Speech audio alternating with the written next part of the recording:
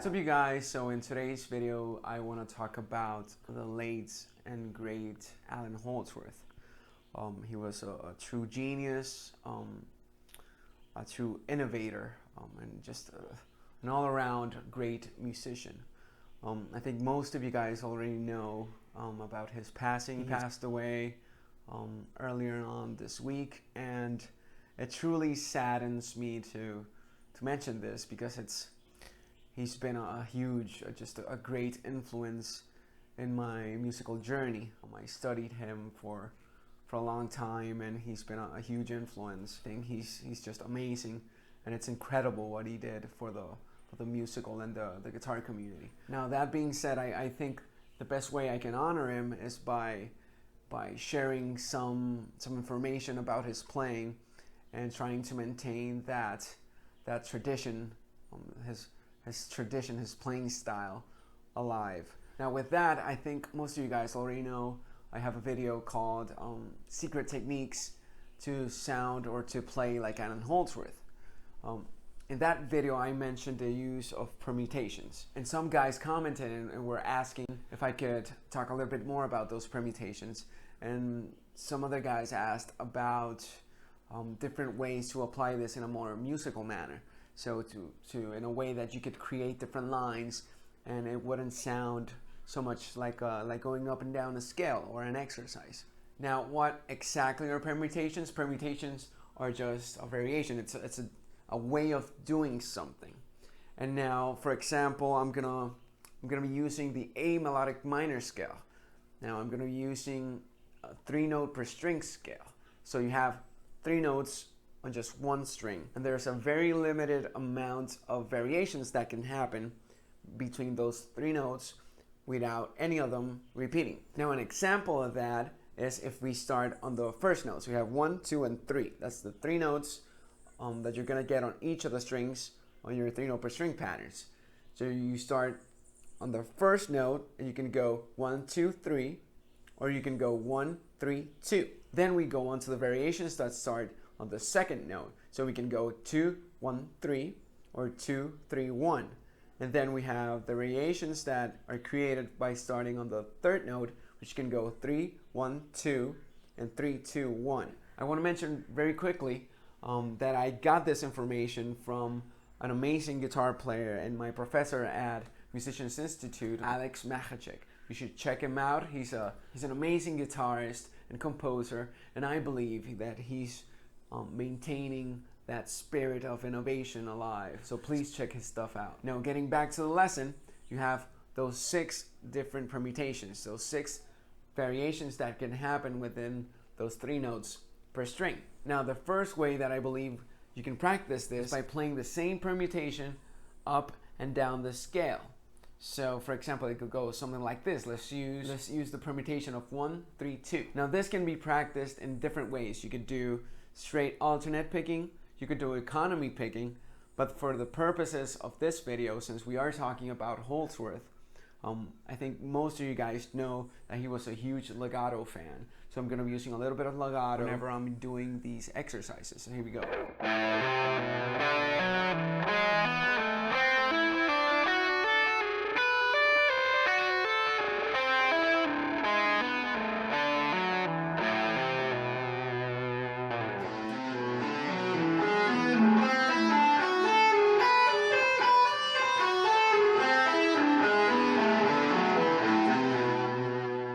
Now you want to practice these 6 different permutations over the 7 scale patterns that appear if you're using 3-note per strings. I also want to mention that you can apply these same permutations to just about any scale out there as long as you have a 3-note per string variation on that scale. So you could do it over the major scale, melodic minor scale, harmonic minor scale, harmonic major scale. You could do it over the pentatonic scale if you use a 3-note per string pattern, and you can also use it over the diminished scale or whole tone scale. Just about any type of scale in which you can find a 3-note per string pattern or over which you can create a 3-note per string pattern. Now, the next step is to put together 2 different permutations on 2 adjacent strings. So for example, you can play one permutation on the 6th string and a different one on the 5th string. and then you repeat those same 2 permutations on the 4th and 3rd strings, and then on the 2nd and 1st strings. Now it's very important that when you're doing this, you think about economy of movement. Now what I mean by this is you want to make things as easy as possible for your fingers. So for example, what you can do is, I'm going to start with 1, 2, 3.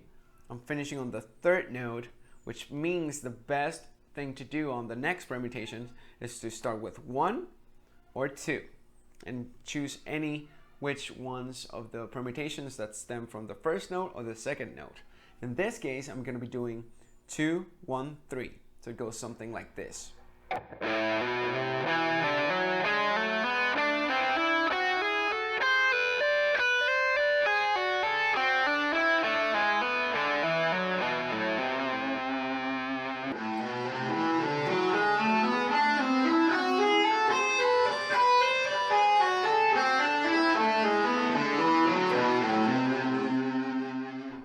Now the next thing you can do is add another string, and always remember to think about the economy of motion.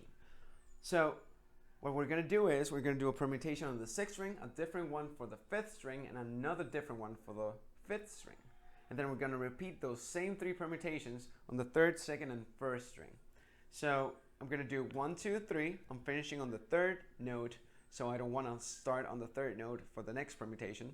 So I'm going to go 2, 1, 3 on the next string, and then again I'm finishing on the 3rd string, on the 3rd note I mean. So you do not want to start on the 3rd note. And finally I'm gonna have 1, 3, 2, and that's gonna be my set. I'm gonna do 1, 2, 3, 2, 1, 3, 1, 3, 2. So 1, 2, 3, 2, 1, 3, 1, 3, 2.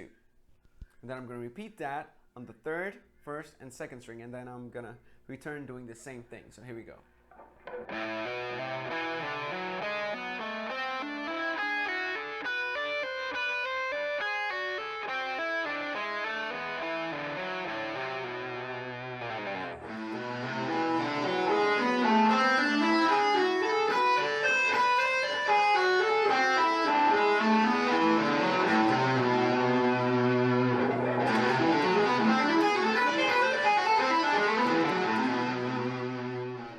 Play around with those types of sets. You can even do a different permutation for each string.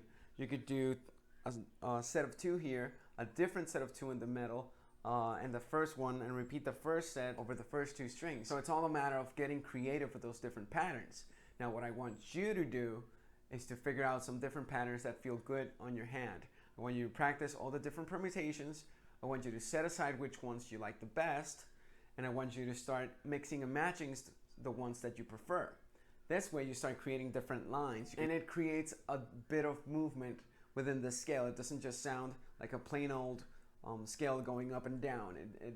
It adds a little bit more spice, a little bit more variety. It makes it a little bit more interesting, at least that's what I think. So that's it for this video. Hope you guys liked it.